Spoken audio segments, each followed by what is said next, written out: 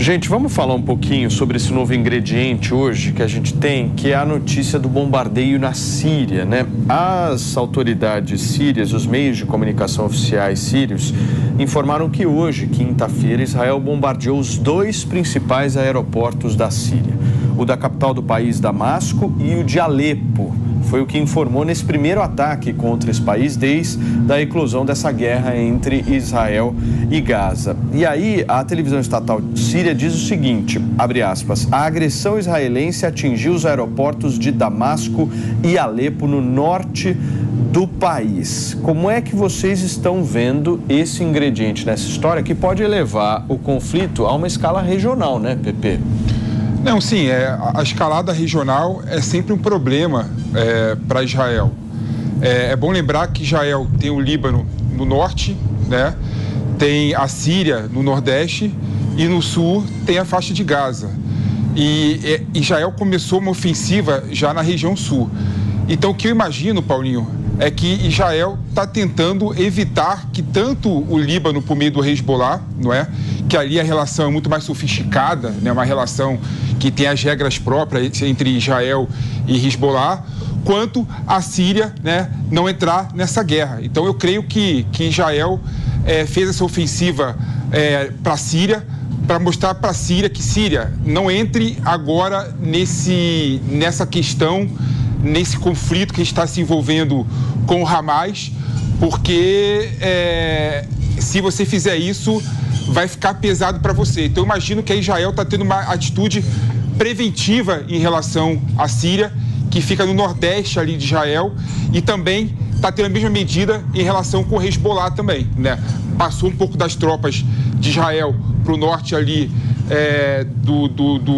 de Israel, né? Perto do Líbano, para evitar esse tipo de conduta ofensiva desses dois países. Lembrando, gente, isso que o Pepe falou, a Síria até o momento, a gente não sabe no decorrer aí das próximas horas, até o momento está se permanecendo neutra em relação a esse conflito. E é bom lembrar, hoje, que na Síria tem 800 soldados americanos, né? Um dos lugares do Oriente Médio que tem mais soldados americanos que é exatamente a Síria. Hoje a gente tem, só para vocês rapidamente entenderem a distribuição regional desse conflito e dos apoios, a gente tem apoiando Israel e declarando total apoio e respaldo a Israel, o Egito, justamente por conta daquilo que o Hussein explicava para a gente no início do programa, dessa relação muito traumática entre Hamas e Egito. Nós temos o Bahrein, outro país que inclusive apoia o Estado de Israel, e os Emirados Árabes Unidos também. São esses três aí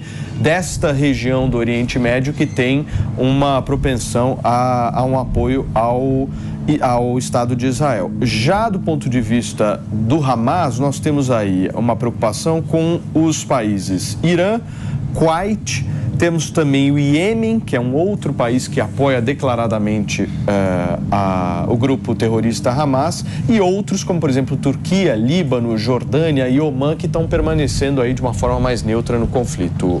E tem uma coisa, né, Paulinho? Esse ataque à Síria, eu acredito que reforça ainda mais a ideia de que Israel está convicto de que o Irã tem participação nessa questão do Hamas. Porque a Síria, e em especial os aeroportos, onde foram bombardeados, teria ali naquele local uma linha de transmissão, uma linha de abastecimento de armamento entre Síria e Irã, e talvez o bombardeio nos aeroportos seria justamente para acessar o compartilhamento ali, o caminho dos armamentos que são compartilhados entre Síria e Irã. Isso reforça, imagino eu, aquela ideia de que Israel tem a certeza de que o Irã estaria por trás, ou apoiando de alguma forma, inclusive com material bélico, a questão do Hamas, até porque o Hamas tem que ser financiado em algum lugar e seria do Irã, né? Eu acho que a questão não é tão sofisticada assim, não. Realmente, na Síria, além de ser tem vários movimentos, vários grupos terroristas, inclusive tem Hamas na Síria também, né? Naquela região do nordeste de Israel. Então, ali, para mim, é muito mais uma atitude proativa de Israel tentando também atacar parte do Hamas que está na Síria, entendeu? E tem um detalhe também, tem uma questão aí, né, Paulinho? A gente está vendo um movimento agora de reação contra a reação de Israel. E essa informação do bombardeio veio da imprensa da estatal da Síria. Isso. E Israel não se manifestou confirmando este ataque. Tem esse detalhe também que precisa... Mas é uma postura por parte mesmo de Israel nessa questão de guerra, ele não se manifesta, né, em relação aos ataques. A gente não tem um posicionamento oficial. O ingrediente... Talvez não no momento, mas posteriormente haveria essa... O ingrediente a mais que eu acho que né? reforça a linha que o Koba estava trazendo é que o ataque aconteceu na véspera da visita do ministro das Relações Exteriores do Irã. Exatamente. Lá na Síria. Então, isso reforça que pode ser também um alerta de Israel sobre o grau de apoio. Quais são os indícios que se somam a isso? Além, é claro, de alguma coisa tem que estar financiando o Hamas, porque não é possível que eles tenham tanta condição assim de atacar, se defender, e isso precisa de dinheiro.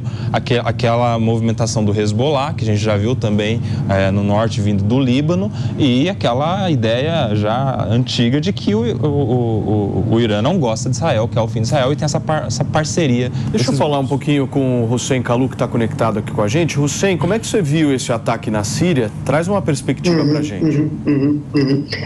Eu acho que sempre tem que tomar muito cuidado com a escalada regional, né? Eu acho que pior do que pode acontecer no quadro de Gaza é ampliar o diâmetro do conflito, porque se o diâmetro partir para uma escalada regional, a situação pode se tornar incontrolável e, consequentemente, irracional. E aí não se sabe quais são as consequências.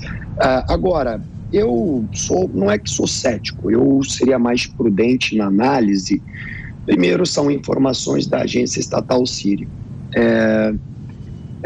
Você sublinhou muito bem, Paulinho, de que Israel tem por prática não confirmar suas ações militares. Mas eu avaliaria com cuidado. São informações da estatal síria, até que ponto são informações concretas, factíveis e críveis, né? Então eu não acompanhei nenhum outro meio que pudesse confirmar a veracidade dessas informações, a não ser de uma emissora estatal, né? Que ela disse. Então eu sou sempre cuidadoso como cientista político de não comprar pelo valor da face a informação que se disponibiliza a partir de uma emissora estatal, quem quer que seja, de qualquer lugar do mundo, né? Então eu sou mais criterioso na análise da informação. Segundo, suponhamos que seja correta essa informação. Eu parto da linha do Felipe, do PP, que eu acho que é muito mais um recado preventivo, né? Não creio que haja uma sofisticação, uma meticulosidade, porque o grau do ataque deve ter sido muito pontual, com dano muito calculado, né? Justamente para não ensejar uma reação que gere uma escalada, né? Então foi mais um ataque tático do que um ataque de profundidade estratégica. Terceiro aspecto, acho que o que governa a lógica entre Líbano e Israel, entre Hezbollah e Israel, é totalmente diferente da relação com a Síria. Então, as regras do jogo entre eles é muito sofisticada, muito bem estabelecida, de modo que eles já definiram que não querem engajamento. Isso foi explícito pelos dois lados. E há uma razão muito importante que as pessoas não se atêm a isso. Veja bem, no último ano, Hezbollah e Israel passaram um ano negociando secretamente e depois abertamente sobre o traçado fronteiriço marítimo, sobre a exploração de gás. Para ambos, isso é fundamental e vital. E, sobretudo, para a economia libanesa. Então, sem a exploração de gás, o Líbano não tem como se erguer economicamente. Está em colapso econômico. E para Israel, importante. E havia dificuldade sobre a definição do traçado fronteiriço dos blocos de gás para isso. Então, houve um arranjo internacional. Quais são as empresas que iam explorar? Algumas empresas explorariam para os dois lados e partiriam os royalties para os dois lados. E a negociação foi muito dura, muito complexa, com ameaça de guerra. Até que na etapa final, nos últimos 3 meses, entrou o mediador americano representando o presidente Biden. E no final das contas, eles chegaram a um acordo de equilíbrio.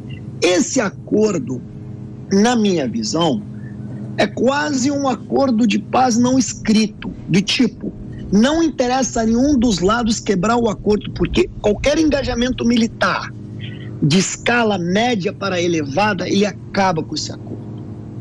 Então, qualquer operação que acontecer militarmente, na minha visão, ela será circunstancial a uma zona de fronteira muito específica, muito tática, em que nenhum dos lados deseja ampliar o seu diâmetro. Porque esse acordo ele é vital para ambos e, sobretudo, para o Líbano.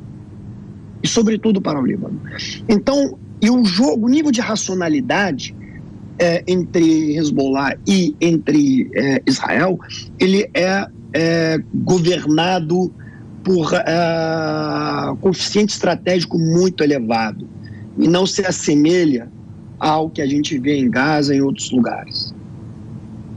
Muito bem, gente, são 10h51. Eu volto aqui a conversar com Augusto Lerner, que também está conectado com a gente na manhã desta quinta-feira, feriado em todo o Brasil, dia de Nossa Senhora Aparecida, dia das crianças, mas a cobertura aqui, infelizmente, é de uma guerra lá no Oriente Médio. Vocês acompanham imagens ao vivo na programação da Jovem Pan, de muitos bombardeios, ainda uma fumaça preta, justamente por conta da queda de alguns edifícios, e uma situação caótica se instalando ali. Ao que tudo indica, o sistema de saúde da faixa de Gaza começou há poucas horas a entrar em colapso e nós veremos, dentro de poucas horas e poucos dias, infelizmente, uma situação ainda pior caso esse conflito se mantenha.